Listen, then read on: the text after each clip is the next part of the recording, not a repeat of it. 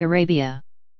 This will cut off all supplies of Middle Eastern oil money to the Bush/Rockefeller/Clinton faction of the Hazarian Mafia. The other place where huge developments are taking place is Europe.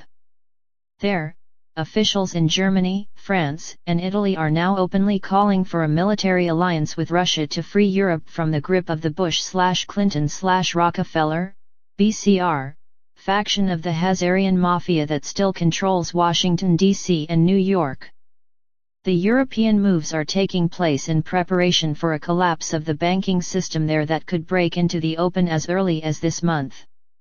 There is also a major battle taking place in Malaysia as BCR operatives try to seize funds embezzled from the Malaysian people by Rothschild flunky Malaysian Prime Minister Najib Razak. Then of course the battle for the United States of America continues to rage as BCR candidate Hillary Clinton blatantly stole the Democratic Party presidential nomination last week in a move that fatally ruined her reputation and that of the Hazarian Mafia backing her. This battle has only begun and will intensify towards November with the very real possibility of open civil war breaking out in the United States, multiple sources agree. Let us start with a closer look at the situation in Turkey where top U.S. General Joseph Dunford flew on July 31 for an emergency meeting with his Turkish counterparts.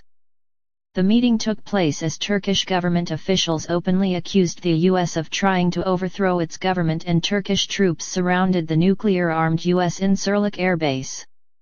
At the meeting, according to Pentagon sources, Dunford told the Turks the attempt to overthrow the Turkish government was carried out by CIA agents of the Hazarian CBR faction working under the cover of the Jamestown Foundation. Dunford told his counterparts that cutting off the flow of Afghan heroin and drug money going through Incirlik would help in the battle to liberate the United States and Israel from Hazarian Mafia control, the sources said. Dunford had no choice but to be conciliatory because the latest opinion surveys say only 17% of Turks support a U.S. presence in their country. Dunford also explained to his Turkish counterparts that the Pentagon was allying itself with the Russians to liberate the United States and the rest of the world from the Hazarians, the Pentagon sources said. As evidence of this, the Pentagon ordered a state-of-the-art U.S. spy plane to land in central Russia, the sources said. They are also allowing Russian spy planes to fly over U.S. territory to confirm the U.S. is planning no military moves or preemptive nuclear strike against Russia. The Russians, who now hold the upper hand in the Middle East, told the Turks to cut off all oil income to Israel as a part of a major move against that rogue state. Other moves including providing state-of-the-art ground attack planes and other advanced weaponry to Syria, Iran, and Hezbollah plus supplying S-300 air defense missiles to Iran. Russia is also sending in drones to get detailed intelligence of Israeli military dispositions. There has also been intensive Syrian shelling all along its Golan Heights border with Israel, Israeli intelligence sources say. This is all a prelude to seizing territory illegally occupied by the Israeli rogue state, the Pentagon sources say.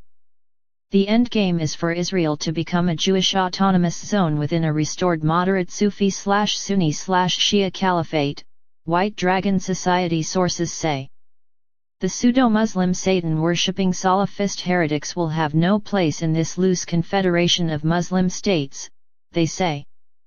Speaking about Salafist heretics, the situation in the pseudo-Muslim Hazarian colony of Saudi Arabia is also getting critical. The latest evidence of this is that India has been providing emergency food aid to 10,000 starving Indian citizens stranded in bankrupt Saudi Arabia. It won't be long before the Saudis will be asking for food aid for their own starving citizens unless the regime there capitulates. There are also reports of Saudi princesses being offered as sex slaves to Israeli government agents. These reports coincide with statements by an Italian woman who says she was drugged and kidnapped by a Saudi prince and forced to be a sex slave for the likes of Paul Wolfowitz and Donald Rumsfeld. The Italian woman, who fled after 10 years as a sex slave in Saudi Arabia, is now under the protection of the Vatican. The Saudis are running out of money because their funds are all being funneled to the BCR campaign to remain in control in the United States. This is also what is apparently behind the recent attempt by the Justice Department to seize U.S. assets owned by Malaysian Prime Minister Najib Razak. Loretta Lynch, the U.S. Attorney General who refused to indict Hillary Clinton, is almost certainly not going to return any of Najib's assets she seizes to the people of Malaysia, according to CIA sources in East Asia. Instead, it is just a part of an attempt by the BCR, Bush/Clinton/Rockefeller, faction of the Hazarian Mafia to incriminate their Rothschild rivals and seize the assets of the Rothschilds and their flunkies in the US and Southeast Asia. This is what they already accomplished in Libya, where they took about $150 billion worth from the Libyan people after overthrowing Muammar Gaddafi, the sources say.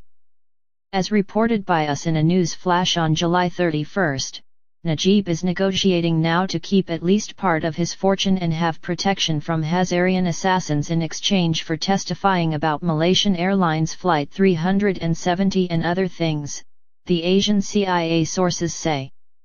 In any event, the situation in Malaysia is certain to become increasingly turbulent as the BRC fight with the Rothschilds to loot that country. There is also an unusual situation emerging in Thailand, according to a CIA source there.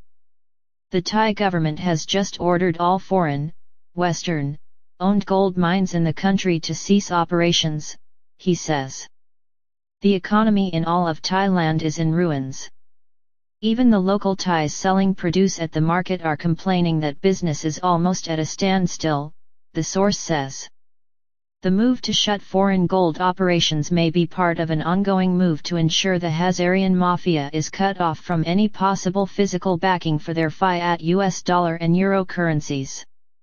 The Indonesian and Philippine governments are making similar moves to shut down Hazarian mob-linked gold operations, several sources agree. In what is almost certainly a related move, the Tokyo Commodity Exchange has started trading in gold for physical delivery in tandem with the Shanghai Gold Exchange.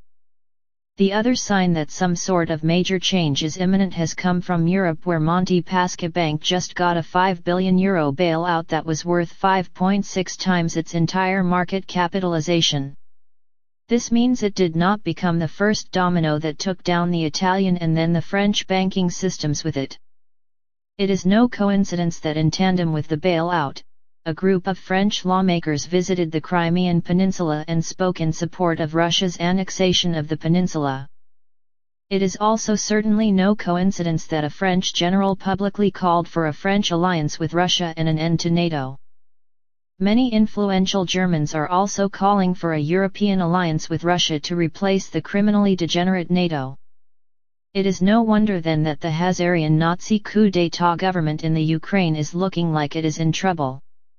There, a major peace demonstration organized by the Russian and Ukrainian Orthodox churches in tandem with the Catholic Church took place as most leaders of the Nazi Ukrainian government had left the country. The final collapse of Hazarian mob rule will come when their holdouts, now circling their wagons around Hillary Clinton, are removed from all positions of power inside the United States. Since it has been widely reported elsewhere, we will only summarize some highlights of what happened when Hillary Clinton stole the Democratic presidential mandate last week. As a result of leaked emails showing she stole the nomination, Hillary was booed and more than half the delegates at the convention walked out on her. Since the Justice Department backed out on filing charges against her, now it is the IRS and the FBI who are investigating the criminal activities of the Clinton Foundation. When Hillary and crew tried to blame the hacking of Democratic Party emails on the Russians,